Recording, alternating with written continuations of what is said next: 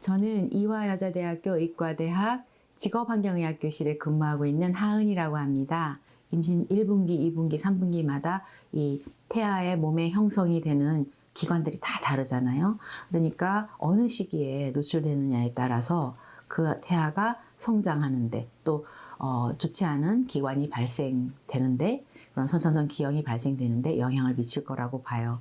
그래서 우리가 태아 건강은 생애에 있어서 가장 중요한 시기라고 보여지는데 왜 그러냐면은 우리가 태아 기원설이라 그래서 태아 프로그래밍이라고 하는데 그게 뭐냐면은 그러니까 엄마 뱃속에 있는 그 태아 기간 동안의 환경이 나중에 이 아이가 태어나고 그 다음에 어른이 되었을 때 성인기의 질환에까지 영향을 미친다라는 설입니다. 임신 중에 엄마가 미세먼지를 마셨는데 그 미세먼지와 미세먼지 때문에 발생한 염증 반응 물질들이 태반을 통해서 태아에게 전달되고 그 태아는 어떠한 반응을 일으킬 줄 모르게 되는데 그 중에 대표적인 게 뭐냐면은 잘 자라지 못하는 것. 그거를 이제 우리가 자궁 내 발육 지연. 그런데 태어나서는 어떻게 하냐면은 저체중, 조산 이런 형태로 나타나는 거죠. 저희 연구에서는 미세먼지가 증가할 때마다 출생 시 체중이 한 10g 정도 감소하는 그런 연구도 있었고 또 조산이 1.5배 정도 더 증가하는 그런 연구들도 한 바가 있습니다. 가급적 미세먼지 농도가 높을 때는 실내에서의 그 머무는 시간을 많이 하는 것이 좋다고 생각을 하고 만약에 그 실외에 외출을 해야 된다고 하면 결국은 마스크를 착용하셔야 된다고 생각합니다. 그러나 이제 KF 그 지수를 잘 보고 80 이상이 되는 그 필터율이 80 이상이 되는 그 마스크를 잘 착용하셔야 된다고 생각을 하고 그럼 조금 더 지혜를 가져보면 이 미세먼지라는 것이 뭐 중국에서도 오고 화력발전소에서도 오지만 가장 많이 오는 것이 국내에서는 자동차라고 보여집니다. 그러니까 자동차가 많은 곳은 도로 옆이잖아요. 그러니까 가능하면 큰 도로 옆은 걷지 않는 것이 좋고 저는 그냥 작은 골목을 애써 좀 돌아가라 이렇게 말씀을 드립니다. 그래서 우선은 노출되는 것을 피하는 것이 제 1번이라고 생각이 들고요. 근데 또 이제 노출이 되었으면 그럼 어떻게 하느냐인데 집에 돌아와서 잘 씻어야 됩니다. 손과 얼굴과 노출된 부분을 잘 씻어 주시고요.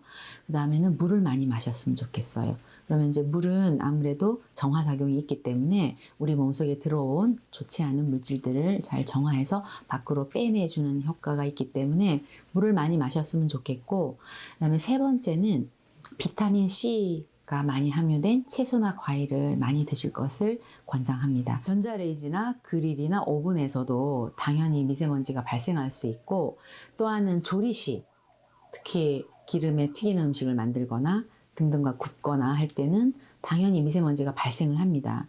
그러니까 실내도 미세먼지가 완전히 발생하지 않는 그런 안전한 공간이 아닙니다, 사실은. 그래서 우리가 할 수 있는 건 뭐냐면 적절한 가습 그리고 공기를 정화시켜 줄 수 있는 그런 식물들을 집안에 두는 것 그리고 미세먼지가 없을 때 적절한 환기를 하는 것 이런 것들을 잘 실천하셔야 된다고 봅니다. 어머니들이 실내에서 조리할 때 미세먼지가 얼마나 증가하는지 환경부 자료를 보면 평상시에 한 50에서 60이 됐다면 튀기면은 한 300 정도 되고요.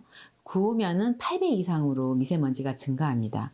그러니까 우리가 조리 시에는 반드시 환기 장치를 쓰거나 또는 창문을 열어서 환기를 한 상태로 조리를 해야 된다는 것을 알 수 있습니다. 제가 그 임신 중인 어머니들에게 죄송하지만 그 청소기를 쓰는 것보다는 밀대와 같은 물걸레질을 하는 것을 권장합니다. 밀걸레가 좋은 점은 뭐냐면은 옛날에 그 공장에서 또 먼지가 많이 발생하잖아요.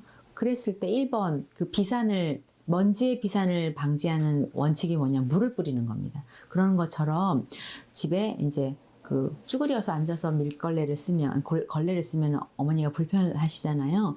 그렇지만 밀걸레 같은 걸 좀 써서 그 물걸레로 청소를 하면 약간 가습의 효과도 있고 먼지도 줄여주는 효과가 있기 때문에 저는 물걸레질에 대한 것들을 좀 많이 강조하는 편입니다.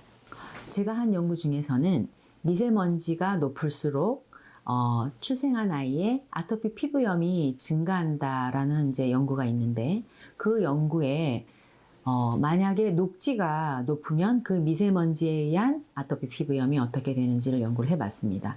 그랬더니 미세먼지 농도가 높은 곳에서도 녹지의 퍼센트가 높은 곳에 거주할 때는 아토피 피부염이 감소되었습니다.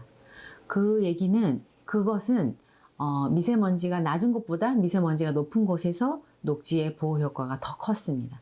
그것은 비록 도시에서 미세먼지가 높다 하더라도 주변에 녹지가 많다면 아이들의 아토피 피부염이 예방될 수 있다는 것을 말해주는 것이기 때문에 도시 계획을 할 때 반드시 건물만 지을 것이 아니라 주변에 녹지를 조성해야 된다는 것을 알 수 있습니다.